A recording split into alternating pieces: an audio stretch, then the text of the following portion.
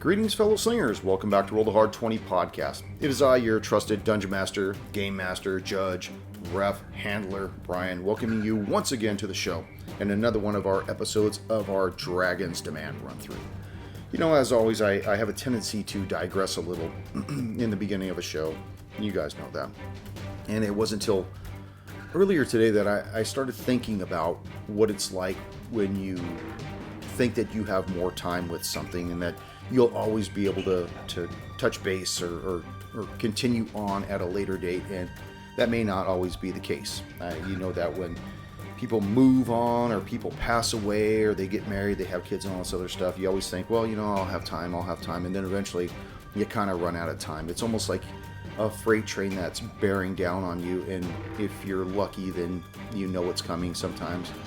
It's a surprise, like if somebody were to pass away, it may not be there for you to address at a later date. And I've known for a couple of weeks now that one of our hard slingers, Koosh, is going to be leaving the show. In fact, this episode is his last episode on the Dragon's Demand. Don't fret though, we got him for one more episode for the Carrion's Crown. Haha. Anyways, but I just wanted to raise a glass and toast to Koosh. You know, Koosh, you've been on the show since the inception. You always have a home here, and we enjoyed your role play and your fine knowledge of the game mechanics. I know I speak for myself and the rest of the hard slingers, as well as all the fellow slingers that listen to the show out there. So everybody take a moment and just crack a cold one for Koosh and raise your glass and hope that someday soon he will be back. And the offer is always open for him, as whether it's a guest player or to come back solid. And I don't want to make this into a big tear-filled endeavor. Filled endeavor. Koosh, we love you, man. And that comes from the bottom of our heart. And I don't really have a lot to say about anything else other than to warm up your dice and top off your glass as Roll the Hard 20 podcast presents episode 12 of our Dragon's Demand. In the Light of the Night.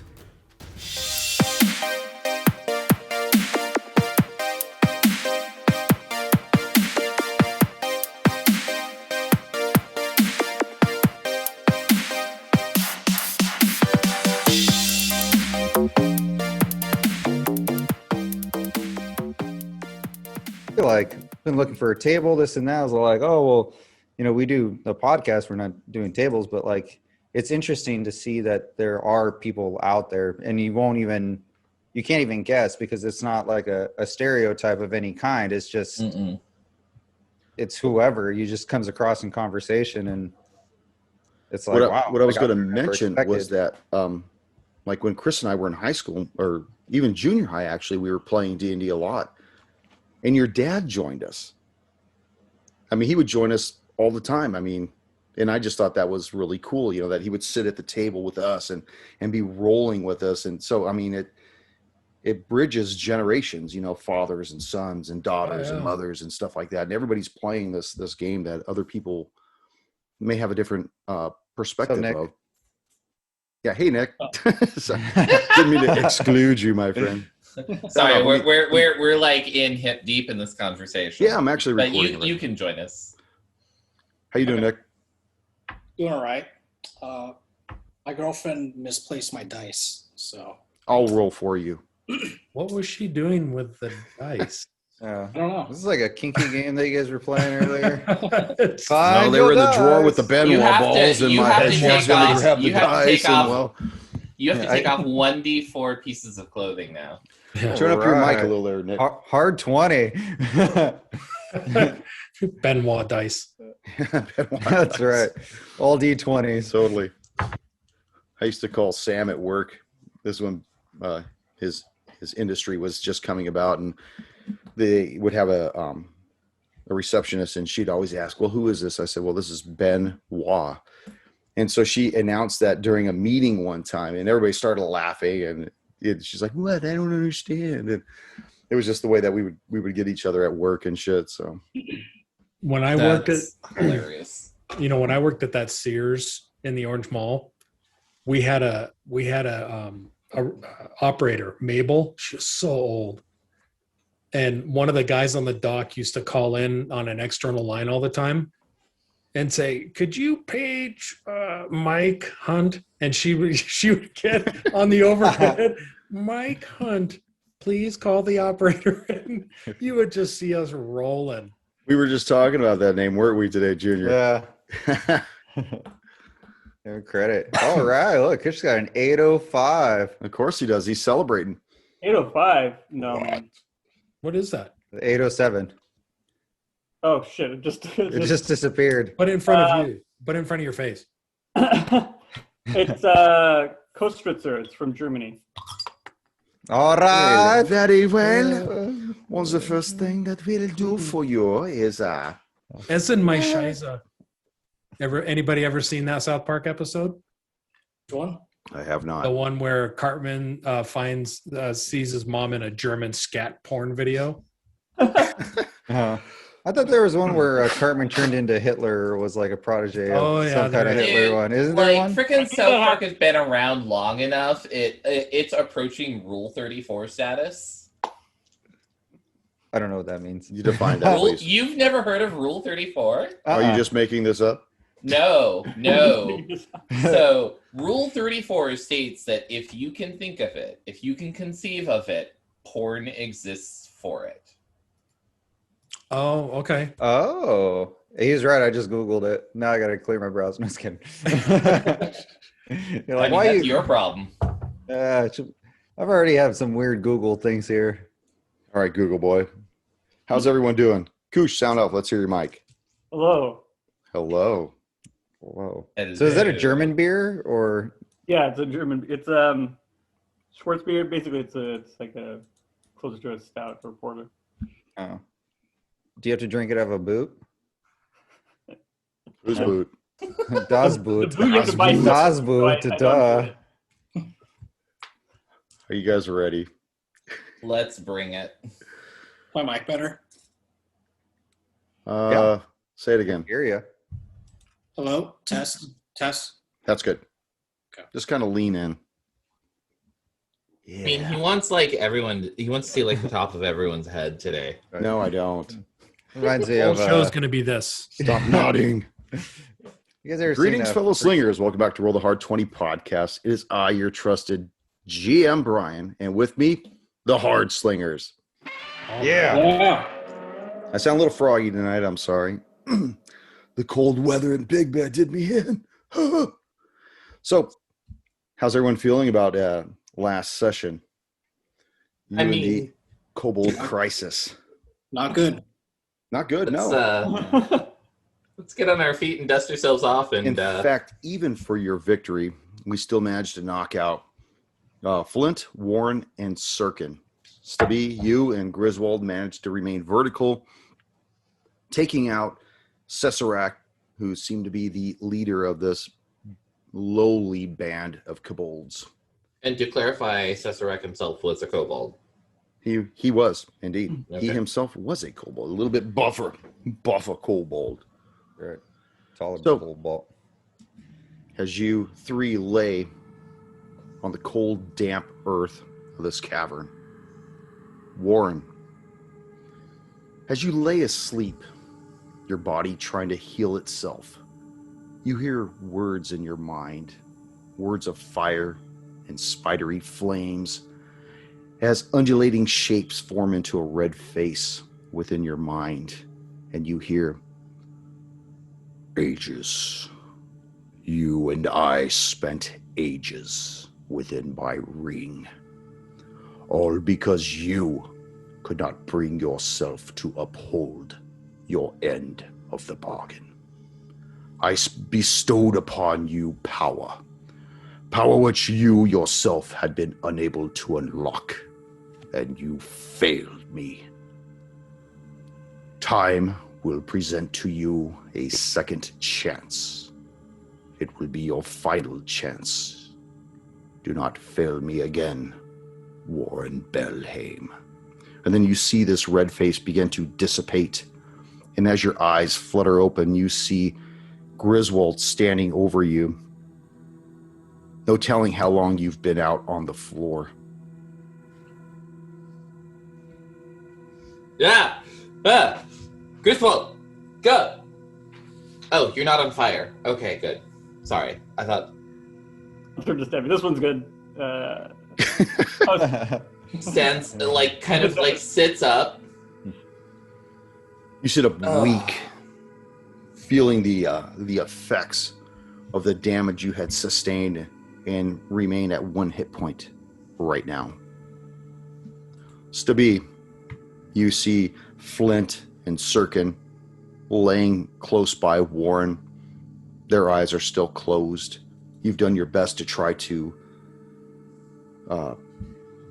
minister to them, to bring them back. Tell me what you've been doing with them. Mind you, this is a recorded session. So I'm family show.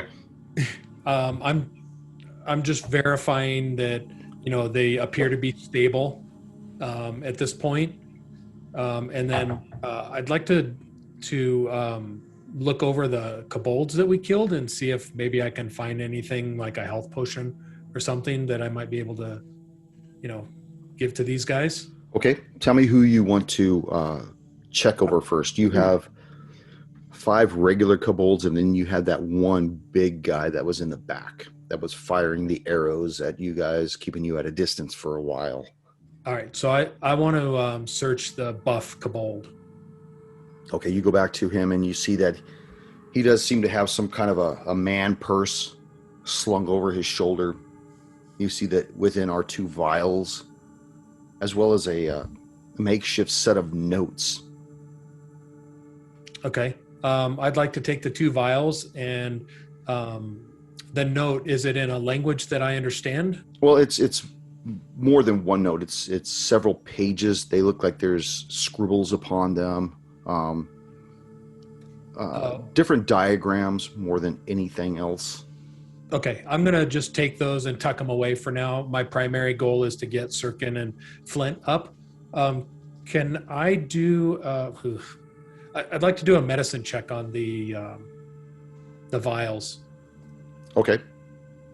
See if I can tell if it's healing or otherwise.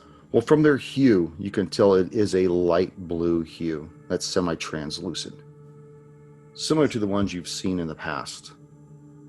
Go ahead and make your check. Okay. Rolled a 10. A 10? You're pretty confident this could be purple drink. No. All right. It could probably be beneficial, but until you were to actually take a swill of it, you don't know the after effects, if there are any at all.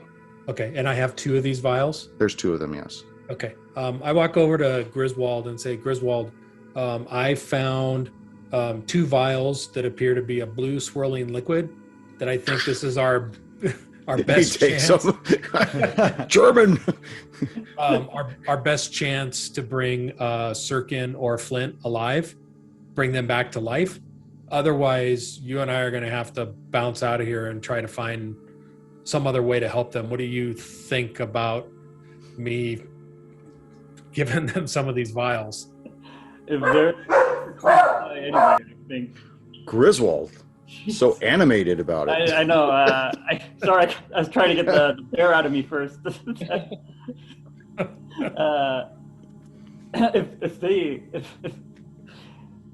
If we think they won't make it without these, we might as well try.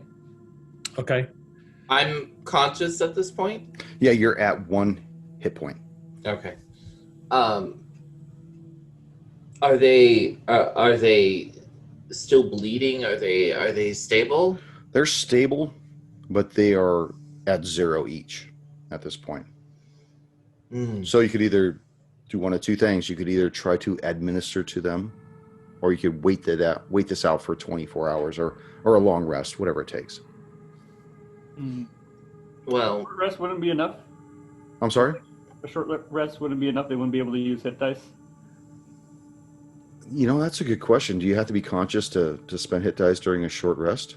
I have absolutely no idea. That's a good idea. I'll tell you what, Griswold, pick up your D20. Let's you and I roll right now. Here we go. Straight up, I got an 8.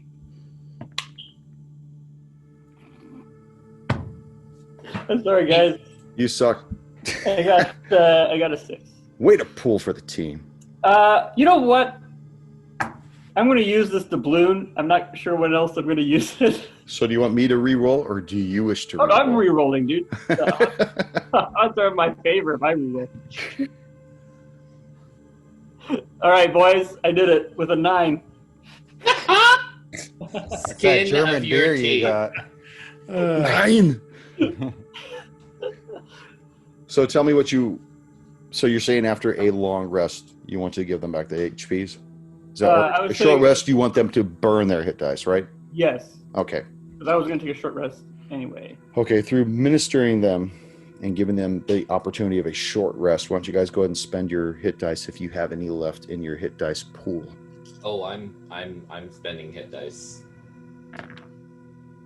I'm spending my hit dice. That's for sure. You hear the soft crackle of this low fire that the kobolds had been around in that little cutout cavern, softly flickering against the walls. Occasionally you hear the wood pop as you guys slowly begin to rally amongst yourselves and get yourself some more hit points. So, like over the course of the short rest, Warren will actually be like sitting in front of that fire, and he'll like kind of like gesture with a finger, and the fire will take the shape of like a horse that's galloping. Ooh. And then he'll like move his like wave his hand aside, and the image disappears. And then he'll roll. He'll gesture at it again, and it will turn into a book. And you'll see like the pages like turn really quickly. He'll like wave his hand, and it'll disappear. And then he gestures one more time, and at this point you can kind of see like his eyes sort of like daze out just a little bit. And then as he points at the fire again, it actually takes the shape of a face that at first glance might appear like that of a devil. And it makes a motion of like it's laughing at him. And he actually seems to like come out of his trance for a second. And he's like, no. And then waves his hand and it disappears again.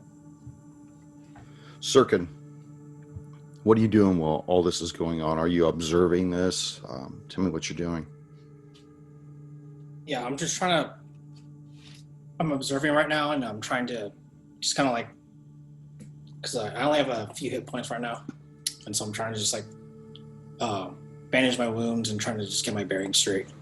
Okay. And, you see, as he's sitting in front of the fire, you see surrounding the 5 of you, these 6 dead kobolds, their blood soaked into the ground.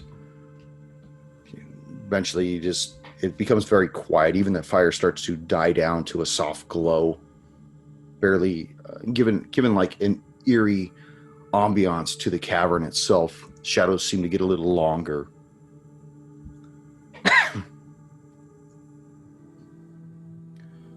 Stubby, what are you doing as all this stuff is going on? I just want to confirm. So we use the golden doubloon, short rest to bring Flint and Sirkin back. With Everybody only can. hit points? Well, everybody can spend their hit dice at this short rest. Okay. So I have spent mine as well. So everybody can do it. So if you have any hit dice left for your level that you haven't already spent, you can do that as well. Okay. By the way, I give everybody their full hit points whenever they spend their hit dice. So Oh, okay. so keep that in mind. Good to know. Also, when you level up, full HP. Okay. It looks like I look around Sirkin and Flint. They look like they're, doing okay. I'd like to search the rest of the kobolds. You see that the first one you come to has got his spear laying close by, and as you dig around, you notice that tucked in some kind of a waistband is like a sling type apparatus with a pouch with about 7 rocks in it. Other than that, he doesn't have anything else. That's the first one. That's the first one. Okay, I'm gonna leave that there and then go to the next kobold. And you see he's got a spear, sling, and about 3 rocks. Okay, go to the third kobold. Basically, you get the same formula as you go down the line of these lower grunts. Okay, Just- so fourth and fifth, same thing. Yeah. Yeah, they each have a spear, they each have a sling, and rocks varying between 1 and 7 little, rocks. Okay. But as you start making your way towards where the 2 that were creeping up behind you, you remember that there was still a portion of the cavern that forked off to the north where you saw this large dark spot in the floor. Is there enough light that I can make out anything other than that it's a dark spot? Not you personally. Okay.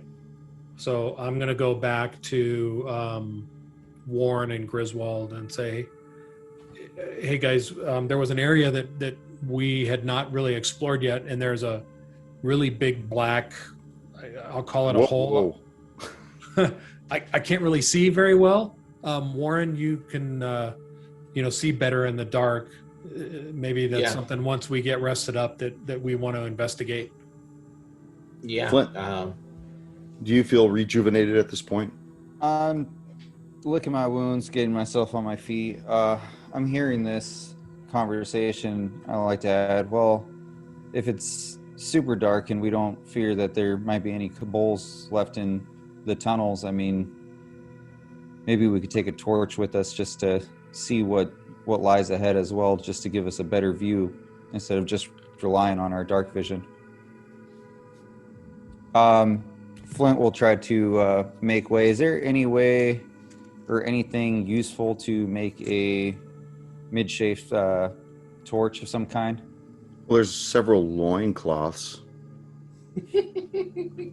All right. Flint shamelessly. Is there any sticks or anything to attach it to? Spears? Yeah, there's spears. There's All the right, bow. I'll grab one of the spears. There's arrows. There's still a few arrows that the guy had in his quiver. Oh, here, Flint. Let me help you with that. I'll take whatever makeshift torch that Flint has put together, and I'll hold it kind of in the direction of the campfire, a few feet from it, and the fire will actually leap from the campfire onto the torch. Then I'll hand it to Stubby. All right, perfect. Griswold, you see that they're pretty much committed to wanting to go forward and continue to explore.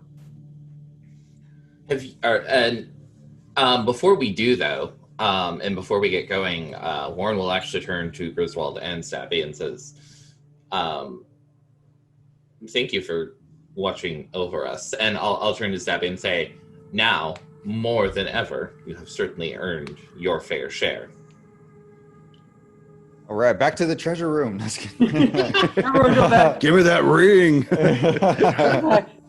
Oh, trust me, you don't want the trouble that comes with the ring. So tell me what you guys would like to do. Okay, I have the torch, right? Yes, you do. Okay. I believe a torch is 20 and 20, so 20 feet bright light, 20 feet dim feet, or 20 feet dim light. Yeah, we'll go with that. But he, I think, is the only one who doesn't have dark vision. But I don't think you do either, do you, Warren? I do not, but Okay. I see normally in darkness, magical or otherwise, up to 120 feet. Okay. So I don't need a torch. Okay. So let me get your marching order and tell me what you guys want to do. Who's going first? Not me. Not you. Please you don't get all the speak torch. up at once. I don't mind going first. Do the torch, but I'll go first if not. Griswold? Yeah. Next? I'll go second. Next? I'll go third. Next? I'm bringing up the rear. Of course. Or Stabby, you should go in front of me since you can't really see. Well, I guess we have the torch, so. Yeah, I'll bring up the rear with the torch. Okay. So Griswold. I'm sorry, what was that, Flint? I was gonna say the party's leading blind, and then we got the torch in the back. Hopefully, we don't fall in this hole. You guys have dark vision. Well, we're dwarves. We were born in these kinds of holes. You have actually. You were. You were like literally born in a hole. So you guys leave behind where the kobolds were. You leave behind their bodies, and you start heading northeast, back along the cavern you came. Now you know, in about 10, 20 feet, you're going to come to a fork that you can either go north, where you hadn't been before, or you can continue going east and then south back into the room where the collapse of this tower seemed to originate from. Going north. North? Yeah. Griswold, as you lead your procession north, you see about 35 feet ahead of you in this dark gray cavern through your vision. You see a large black hole in the floor, and it's about 7-8 feet in diameter. Looks kind of jagged. Okay, so I have dark vision, which means I see in like grayscale, I guess. But Grayscale. I can see a different. Whoa, we lost. Who did we lose? We lost Stabby. Yeah, Stevie fell. Stubby fell through the hole. Stabby stumbled over something. We gotta get the rope. What can I see looking down into this pit effectively? Did we just lose Junior? No, I'm here. He's here. Who did we lose? Stabby. We lost Yeah. Stabby. Oh, I'm worried we lost you for a few seconds there. me? We just had this conversation. Did you freeze up? No, I heard everybody. Just kidding. I didn't. I was looking through something else. He was plotting Yeah, I as was. a good GM would. He'll plot back. He'll plot back in. He'll pop back in just a moment. So as you look down in this hole, it's about 7 feet in diameter. It looks like it drops down about 8 feet, and then it looks like it turns towards the east. By the way, Chris just said his internet dropped. Okay. So from the back of the procession, you see that Stubby is just holding on to the torch, trying to illuminate as best as he can this hole for the four of you, which you really don't seem to need. Clutching for his life. He's in fear. The thought that counts.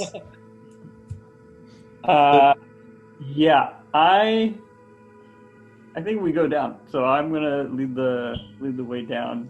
Try to find whatever safe way down there is. You want to throw a rope down, or do you just want to I think a jump down? rope He said it would was be- 8 feet, right? Yeah. It's 8 feet down? in diameter, about 8 feet down. Okay. Being there, is this a natural? Well, if there's passageways, you said there's a passageway underneath, or it looks like it.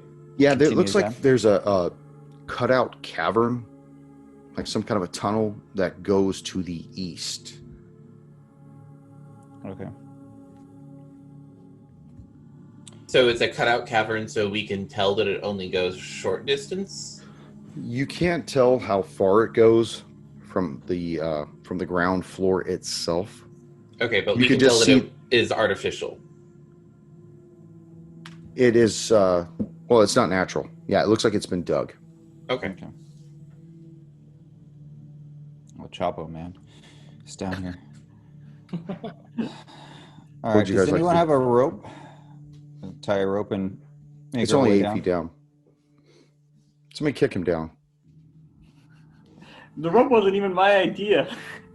Oh, I thought it was further than that. All right. How much fall damage are we asking? There's no fall damage, so I'm just gonna go. It's D6 for every 10 feet. Yeah. We round down. Okay, so you pop down there, and you see that this cavern, it's probably about 5 feet in diameter. Looks like it's been honed out of the earth itself, just hewn out. And it looks like it goes to the east, but it's so far that even your night vision can't see the end of the tunnel itself. Okay. I'm gonna let everyone know that. Well, it's safe enough to jump down here, but I can't really make out what's going down the rest of this tunnel. It seems to go on for further than I can see, at least. I'll go ahead and pop down, whether or not Flint does beforehand, because he's supposedly right in front of me. Can You I guys drop down in there, or just you? Well, Warren? I do. I Okay. do. I don't know if Flint does. So I'll I'll, drop down there and I'll take a look. I can see 120 feet. Okay. It extends beyond even your vision, Warren. Ooh. This is quite a distance. This looks like it was also dug out. Yes. Is It is not a natural Okay. Natural tunnel. Do we? I'll look at Griswold since I'm standing right next to him. Do we know if this was dug out recently?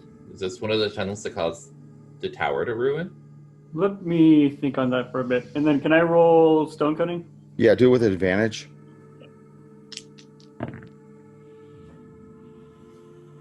Okay.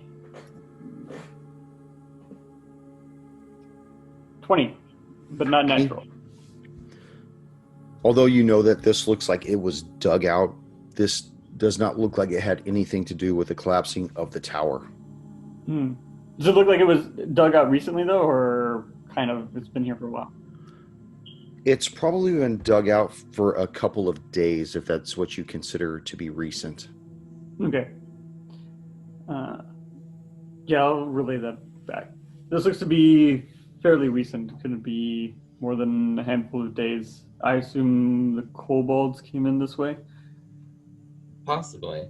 And then I'm sorry, refresh my memory, Brian. There was another like branch off that we had not been down yet? No, this was the branch you had not been down Okay. yet. The other branch, which goes to the south, actually went a little further to the east and then back down south, was where the original room, the big cavern where the collapse of the tower originated from. Okay. This is probably about, well, the hole was probably about 100 feet away from the collapse Okay. origination. And it looks like it is also in essentially a straight line, correct? Like they knew where they were going. Yeah, but all these caverns looked as though that they had been hewn from the earth probably recently. The last dedicated stone edifice was back where they found the ring that you were contained in, which was the treasury room. Okay. Where that spirit was at. The My hole that had been dug through there, and then the tunnel and the large cavern and everything else was recently dug out. My concern is that the kobolds knew exactly where they were going. Are kobolds naturally known for tunneling? Mm-hmm. They are? I don't think so. It could. I mean, Are they underground creatures that normally like to stay underground? I feel like they like caves. They like caves? But do I they don't make know their own I caves? don't know if that means they're underground, you know? Yeah. I'm just curious, just because Flint's not very well aware of too many Cabal history. So, look, we've got essentially 3 options here. We can turn back, just as things are.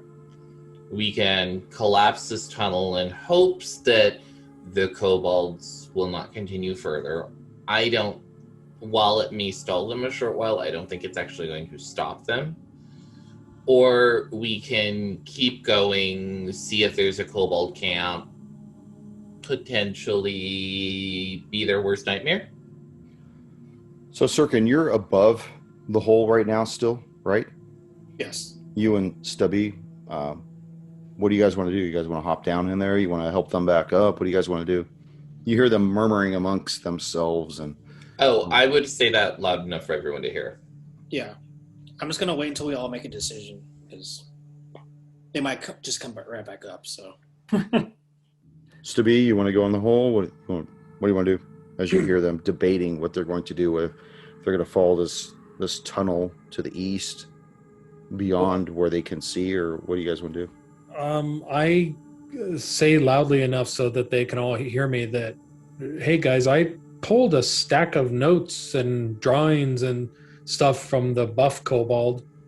Perhaps, perhaps these notes hold a clue to what we may find in this tunnel or another direction. Warren just reaches up to you and holds out his hand. Let me see them. Okay, I pass them to Warren. So since he's so aggressive about it, And tall. Give me. I will take a look at these notes. What are we looking at? yep. So I hand them down to Warren and say, Warren, I can't make heads or tails of this. Perhaps you can. There's just 3 pages. One of them is it looks like a makeshift map with a large X on it. Looks very familiar to the room where you found the 2 dead kobolds and the dead human. Okay. You see another one that basically tells Cesarac to, in a way, recruit 5 other individuals and hold the line for any humans that may come down and investigate. Okay. And the final page says something to the effect of Big Chief will be sure to reward you and tell Ateparax what a wonderful job you have done. What was the name? Ateparax? Ateparax. Does that name ring any bells? Make a history check.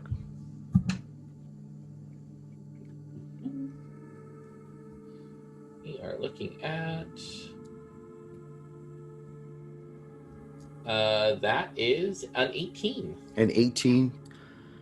You remember that an ancestor of yours, Tula Belhaim, had once slayed a dragon named Ateparax.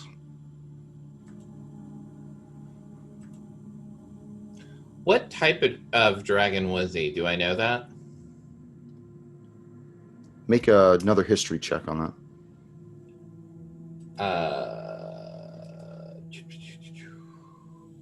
Oh, holy shit. Hard 20. Yeah, the hard 20. So that's a 24 total.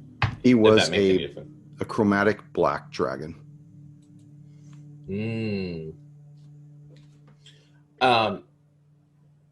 Well, and okay. And so Now, right now, you're the Is- only person that knows this information because you're the one that's Right. reading it. So, right, I'm trying to get like Ryan is trying to get the facts that Warren knows straight before he communicates them. So I know that my cousin Tula had dealt with this dragon, supposedly had killed, correct? yes, her and her And- dragon slayers. and I that- forget what they were called. I'd have to look through my notes.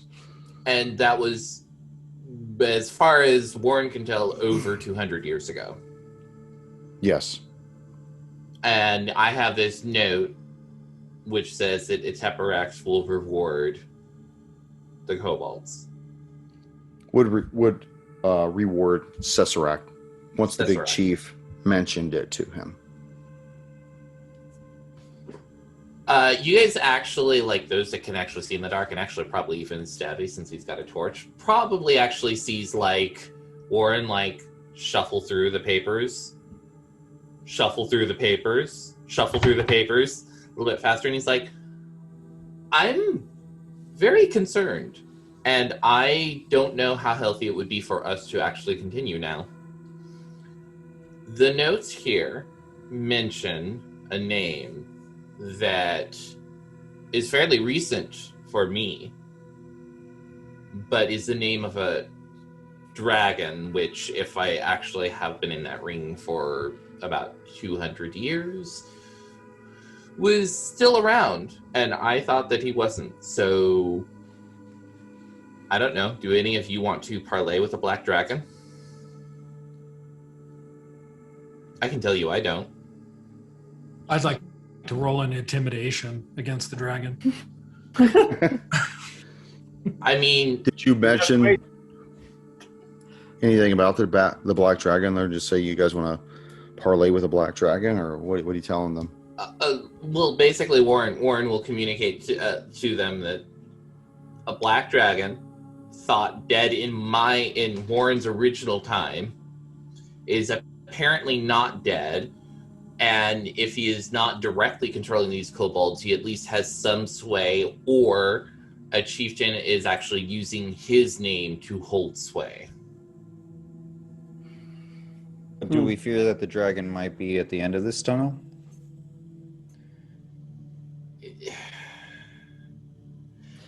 Can I get the sense from reading the note that the chieftain is expecting that the dragon would actually himself give that reward, or does there feel to be like Make an insight check on that.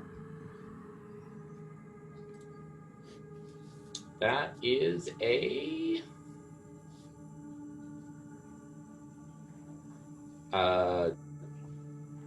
9. 9. Yeah. Judging by the way it's written down, you can't tell if it's true or if it's not, if Okay. it's genuine, if it's I'll smoked look up up at Cesarek's ass. You really can't tell. I'll look up at Flint and say, I don't know. It could be that everything is a smokescreen that this Kobold chieftain's using. There could actually be a black dragon that is over 200 years old at this point. So what do you guys want to do? Well, do you think you can follow us down this tunnel if we run? I mean, dragons are pretty big, huge. That's what I thought. Yeah, I can't imagine that he would, but We have a way out. I'm hardly a draconologist, so Is this tunnel appear to be large enough to house a dragon? No, not Yeah, 8 feet in diameter. I don't think so. Yeah. I think this tunnel was specifically for the kobolds to have Right. access to the towers. So, I mean, at the very least, we can scout down to the end of this tunnel. So we should probably do that. Yeah, I'm in agreement with that as well.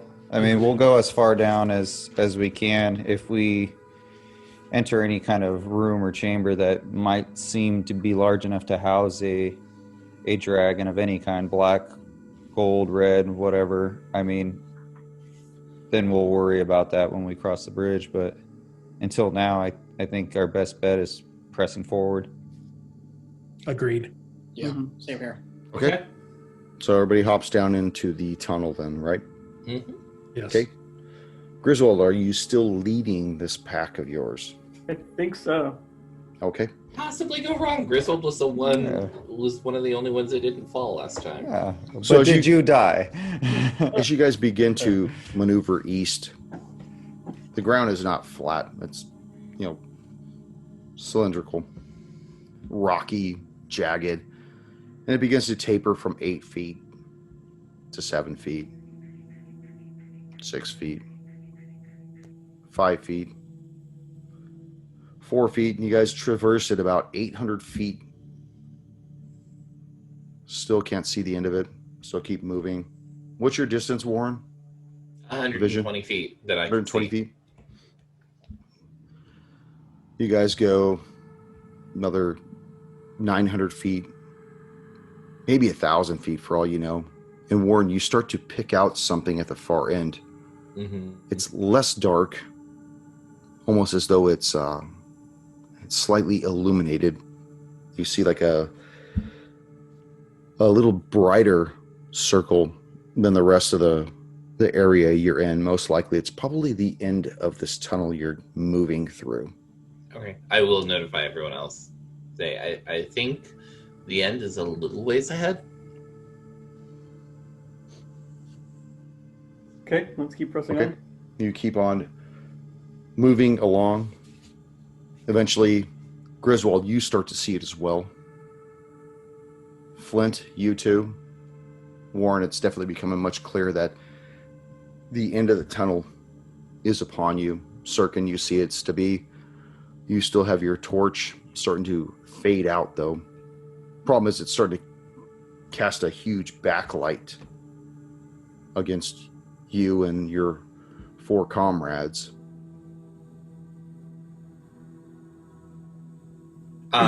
As when we get within about 50 feet of the end of the tunnel, I will say, Stubby, I'm really sorry about this. And Warren just makes a squashing sound with his hand, and the torch goes Make out. a con save, Stabby. So the flame goes out. At this point, you're left fumbling for Sirkin's tunic. They keep walking. Eventually, you guys find yourselves on an outcropping, bathed in darkness of night. You see the quarter moon above you reveals that you're on an outcropping, halfway up an 80-foot sheer wall that overlooks a large lake below. And you could just make out the 50-foot wide strip of shoreline that stretches between the lake's edge and the quarry's wall that surrounds you. You're part of this large quarry. And even in the dim light provided, you can see that the shoreline and portions of the lake is just strewn about with debris. Large rocks, no doubt the result of centuries of landslides and stuff. You see that several boulders stand against the middle of the quarry's wall and whatnot. Go ahead and make a perception check, everybody.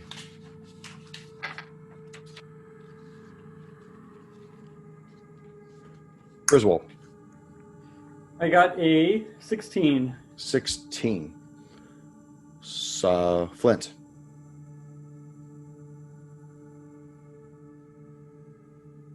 Take your mic off, babe. 19. Warren. 15. Sirkin. 6. Stubby. 5. 5. Ye old darkness. Sirkin. As you guys come out to the cropping, this outcropping, you're momentarily distracted by Stubby trying to maintain his grasp on you, no longer having any type of illumination for him to see where he's going. And as you look back to see what he's doing, Warren, you, Flint, and Griswold can make out some kind of a trail that winds its way from this outcropping in a counterclockwise path leading down to the eastern side of this lake down on the shore. You can also see that where this trail ends is a cave opening that's surrounded by several large boulders, but there seems to be some kind of an exit out of it. And occasionally you see two kobolds moving back and forth as though they're marching sentry on this particular cave entrance. How big is this cave entrance? It's probably about 12 feet in diameter. Kind of in a low voice, say, do we want to try to take out the sentries? And the cave entrance is how far again? Sorry. It's if you're halfway up this 80-foot wall, you're at 40 feet, and you see that the trail that winds down moves in a counterclockwise manner. It's probably about 120 feet away from you if you were to walk down towards it.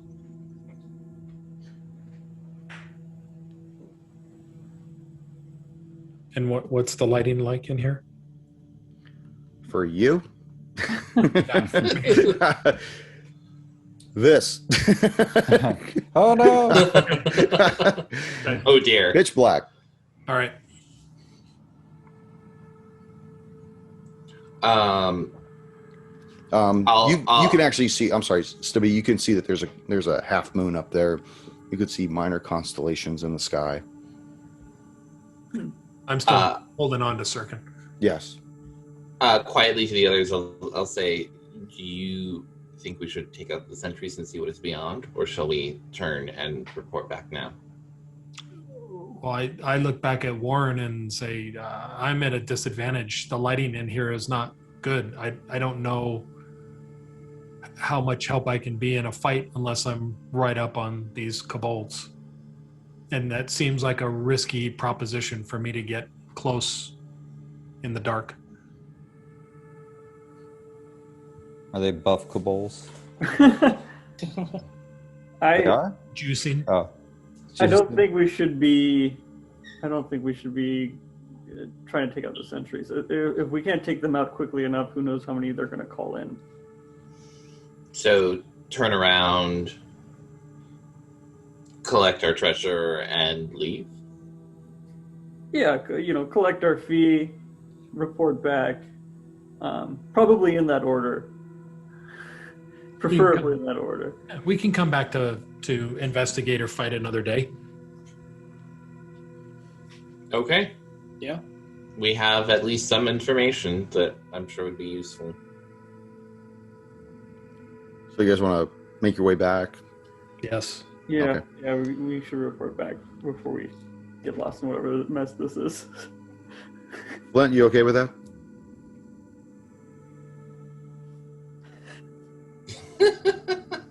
Yeah, I'm okay with it. I'm okay with whatever the party wants to do. I mean, Sirkin, you okay with that? I saw your mic was muted. I had to fuck with you. Yeah. So it takes you a few minutes to make your way back across this large tunnel. Get yourselves all back up.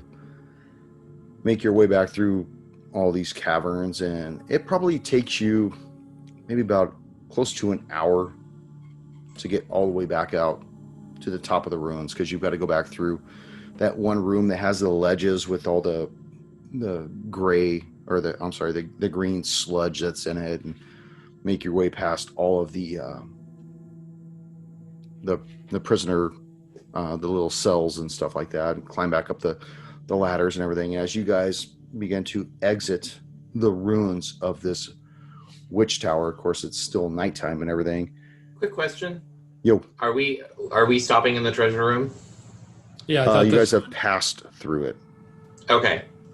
Warren would have wanted to stop and Okay. at least take as much as he could carry. Okay. Same with Stebby. He wants to get paid. Okay, so as you guys made your way back through the treasure room, I'm imagining yourselves becoming laden with all these coins and jewels and whatnot. Is that what we're doing? Yeah, and actually, how much of what's in here can we all carry?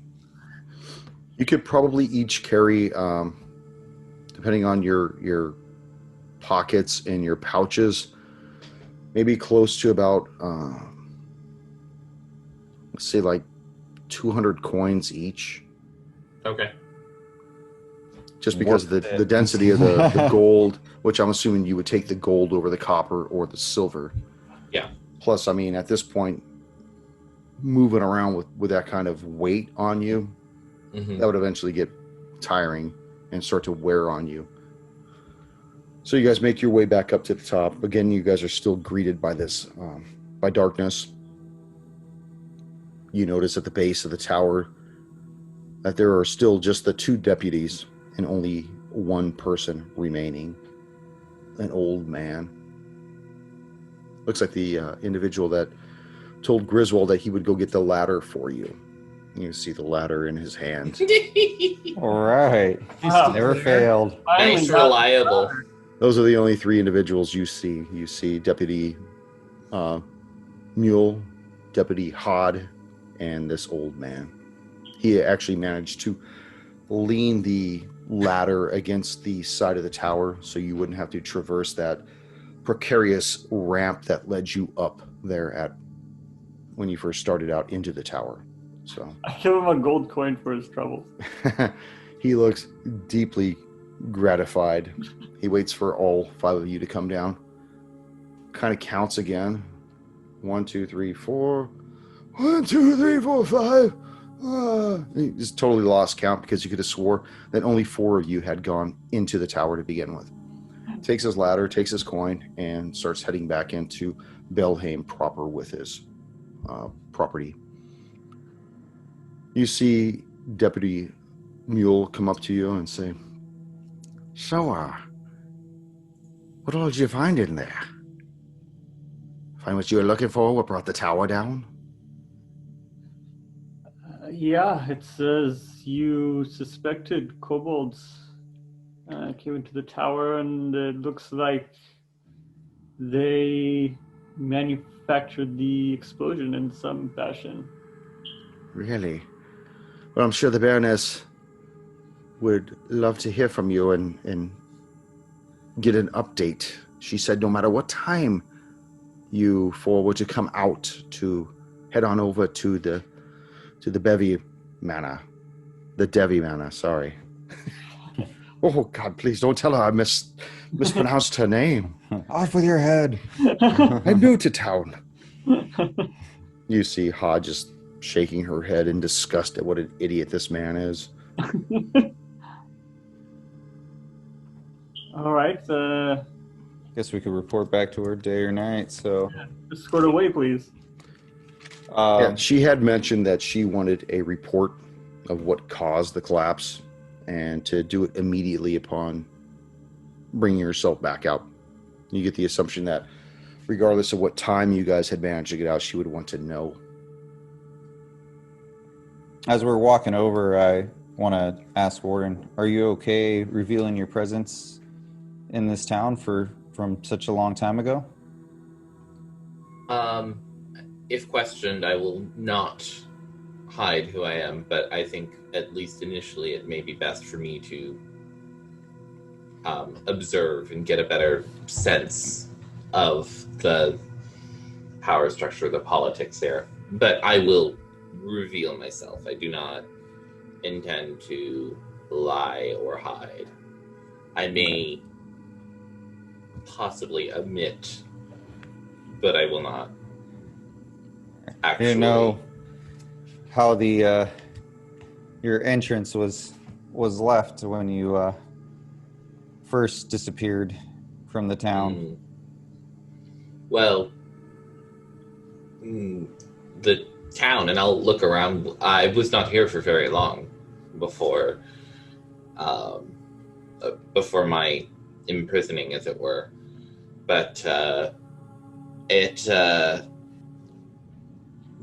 definitely seems to have changed. The ruin of the tower, unfortunately, has impacted the town, certainly. It does not seem to have lived as well as it could have. Anyways, please, let us go see the Baroness. So you guys know that when you originally had met with her, she had mentioned that her manor was south of where you guys are at. I'm going to try to pull it up here on the map here.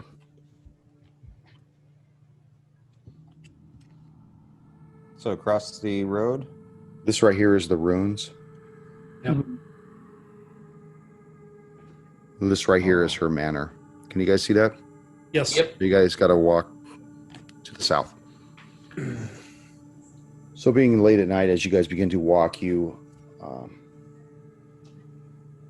can see that there are a few lights lit in her large manor atop of this hill across the old quarry road. And as you make your way towards it, you pass by this house that has a big sign out front that says, "The Sunset House." You see a large plot of fenced-in land. The moon illuminates enough of the land, even for you, Stubby, to notice that within this fenced-in area, you see large chalk-like markers jutting from the ground, most likely indicating some kind of a cemetery. And as you guys are looking at it, everybody make a perception check.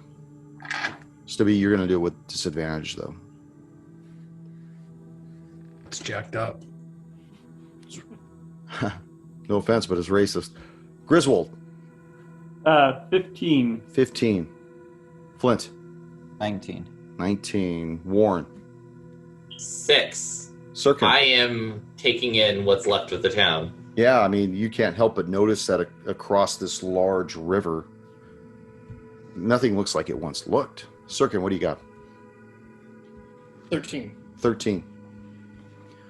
So Warren, you're just confounded by what's been going on. As for the four of you, as you guys are looking at this area where all these large markers indicate graves, you notice that that several of these appear to have fresh dirt dug up around them, right in front of the markers themselves. How many? There looks to be 8 of them. If there was going to be 4, I would be a little concerned. Did you need my perception roll? Because you didn't ask. Oh, did you want? Yeah, go ahead and make it with a disadvantage. Yeah, it's with disadvantage. I rolled a 14. Okay, you would have noticed that as well. I thought you did give it to me. Did you not give it to me? Oh. No. Give it to me. I was waiting to be called upon. Well, He's being polite. you got it anyways, tough guy. So, you make your way, continuing up this large graveled road, and you stand before this large manor. Large door, big brass knocker on the front of it.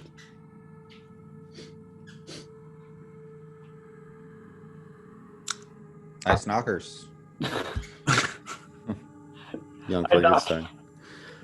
I'll kind of like look at the deputy and just kind of be like a do your job thing. He Like actually gesture? he left you. He Oh, remained. did he? Oh, He okay. remained Oh. behind. Both deputies remained behind at the witch tower itself. Oh, okay. I thought one Yeah. was escorting us. Sorry. No. No police escort on this one, huh? No. How high Wow, is they trust you guys. You must have made a good impression. how high is the knocker from the ground? About 4 feet. Like 2 feet? 4 feet. 4 feet? Okay, well, I can't do it. I'm only 3 feet tall. I lift up Stabby so he can knock on the door. I put him on my shoulders. You guys knock on the door. Yep. A few moments later, you see the door open wide. You see an old man dressed in butler attire, and he says, I take Stabby off my shoulders. "What can I do for you? We're here to see the Baroness. Who calls it such an hour? We were advised that we can report back at any hour. We have information on the witch tower. Thank you. Well, come inside." And he ushers the 5 of you into the foyer, closes the door. "I'll be right back. Let me go get the Baroness." A few moments later, you hear some talking in the other room, and you see the Baroness come in. Her son's behind her. There's this mountain of a young man. She looks as though her hair's all tied back. She's got her night cream on her face. And she looks at the 5 of you and she says, "Well, I seem to remember that there was only 4 of you that went into the tower. Who's this 5th individual?" Warren will. We freed from the tower. You freed him from the Introduce tower. yourself. Is he responsible for the falling of the tower? Warren will kind of take a deep breath and take a step forward, kind of bring himself up in his like regal bearing. He says, "I am Warren Belhaim, cousin of Tula Belhaim and the last surviving member of the Canticleer court." Warren Belhaim, cousin of Tula Belhaim. The same Tula that was here over 200 years ago. That is as You it hear is. her son chuckle behind her. "Oh, Mama, he's an idiot. What is all this about?" Now, Arnold, be safe. Relax. We'll hear your story in a minute, Warren. First, I want to know what happened in the tower. What brought down the edifice that my husband was once so proud to have explored himself. Tell me what happened in there. You, elf man, tell me what happened. Well, the initial thought was that some kobolds were running around. Bolts, you say? Yeah, people were seeing them. After doing some investigating, found some kobolds. We found that they were responsible for bringing the castle down. We found Warren in the castle. Was a cousin of Tula. Yes, exactly. I will. Mama, he don't know. Been hit in the head. Shut up, Arnold. Please continue. If they So we excuse my continue. son, he thinks the same way I do. So we found an underground passage that went on for 1,000 feet or so, and we came across this lake and this pathway that kind of led to a cave. We saw some more kobolds down there, but we thought it would be a better idea to kind of come back and to give you some more information. Maybe you know of this location, you know where it is, or if you've A heard of lake, it. you say? Yes. A lake. The only lake around here would be the old quarry out there, where we used to, years ago, look for clay and stuff to build in limestone when the town was once prosperous. That was how the town used to make its coin back in the day. But we have known for a long time that the kobolds had been camped out to the east.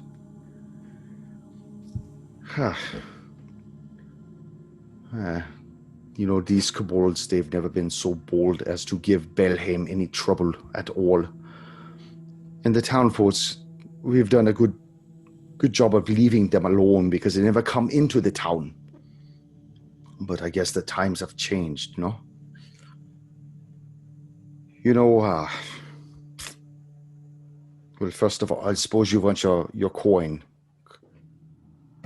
Yeah. She gestures towards her son, who reaches into one of the a credenza, pulls out a large sack. You could hear it jingling, and you see his muscles flex as he brings them over. And he looks at you, Flint, and he hands them to you, you big stout dwarf. Good luck with that. Do a couple curls with that, will you? Come on, man. And she looks at you and says, well, here is the reward of the 500 gold pieces that I promised you. But there is something that I must ask of one of you, you old dwarf. What is your name? Name's, well, Flint, why don't you tell her your name? No, I don't want to hear his name. I want to hear your name. Yes, I'm Griswold. I'm much younger than I look. But I don't care. You all look like you've been sitting in the sun for weeks. No lotion. Take offense to that. You can take whatever you want. But Flint will remember this. did you ever find out what happened to Hung Clay? Han Clay, was he this sort of wizardly type of fellow? He was an old wizard, yes.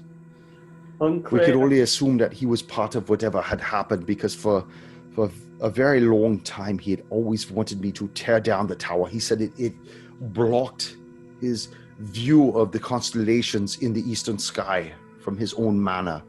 And I told him no, I would not tear it down. It was a monument to my poor dear deceased husband.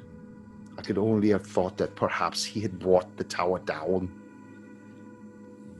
he was there, but What did he have to say? Did you handle it? hold on. He was he met his demise down there, crushed under rubble. Did you do this? No, this is how we found him. We found him with a few deceased minions. kobolds as well, crushed under rubble. Again with these brazen kobolds. She looks at her son, and they kind of whisper something. He leaves and goes back out the front door, disappears for a while, and she says, you know, there's something I'm going to need to ask one of you, possibly you, Griswold. You know, the news of what has happened to Hung Clay and the attack of these kobolds, they really dictate that Sheriff Ben Hovey return to Belheim. But right now we know that he's off to the north in Isan. He was taking your friend Cyrus, Gib there, the individual who brought you into town. Would you be so good as to go and retrieve the sheriff and tell him that we need him back? I'll make it worth your while. If the coin's good, I'll be sure to do so. And I'll do so quickly. Well, what you four had just made this evening, I'll ensure that you make the same amount. I went and had Arnold tell Deputy Hard to go with you. I think it would be safer if you both go together. You must tell the sheriff to return here immediately. I will do so. Whoa. Just Griswold is going? Yes, because I have another plan for the four of you. How about if we sweeten the deal a little? How would you like to make double what you just made tonight? I'm in. No funny stuff, though, right? No funny stuff at all. I'm listening. Well, Griswold, please join my son. He should be on the front porch by now with Hard.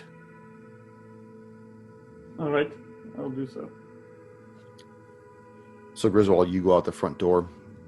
She waits till the door closes and she says, well, the deal is very sweet, but it's going to be very dangerous. And I'll have to tell you about it next session. And with a few that, list of things we need. Our list of demands. Our writer. and with that, my fellow slingers who are listening to the show and my hard slingers who are on the show, Koosh, thank you for your time on the Dragon's Demand. I look forward to finishing up Talos's story on the Carrion Crown. Everybody give him a warm thank you for being on the show, and we hope to see him back soon. Yeah. Yeah. I do that. Great. Oh, I know Copper's excited. Copper never likes me all that much. That was Nick, man. That He was wants a hoot and 100% holler, too. I would like to say, Koosh, I'm sorry that I'm here sort of partially to take your place, and I'm glad that our paths have overlapped as much as they have. So hopefully we will have more games in the future. Yeah. Definitely will. Because Koosh, you're welcome back anytime. You know that. If they ever lighten up.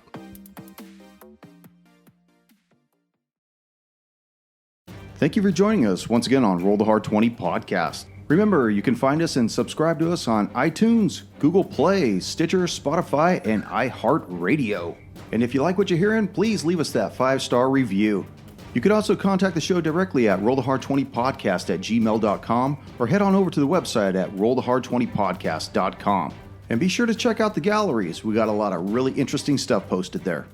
And finally, join us on our Patreon page at patreon.com/rollthehard20podcast. There are ways for you to help out the show and pick up swag. So until next session, keep your dice warm and your glass full as you roll those hard 20s.